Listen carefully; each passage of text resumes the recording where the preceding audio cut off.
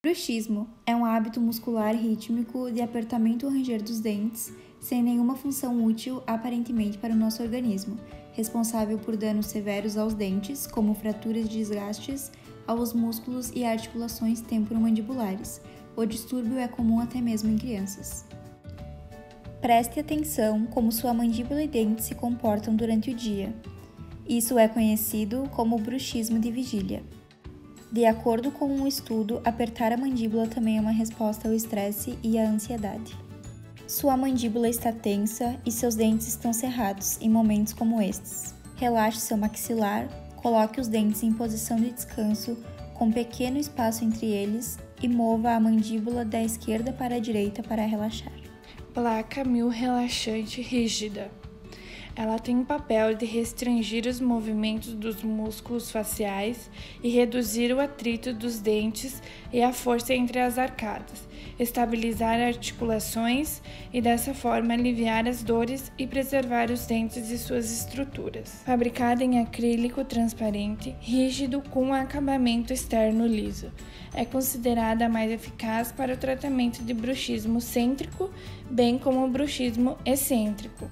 Elas possuem um espaçamento que impede que a boca se feche e induz o relaxamento dos músculos da mandíbula.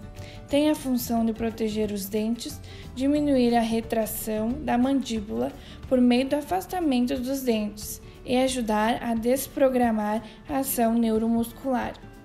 Também pode ser indicada para pessoas com dores esporádicas e para tratamento de DTE, difusão temporomandibular, que não apresenta dores. As placas de mordida também podem ser usadas durante um tratamento de reabilitação oral ou ortodontia com aparelhos.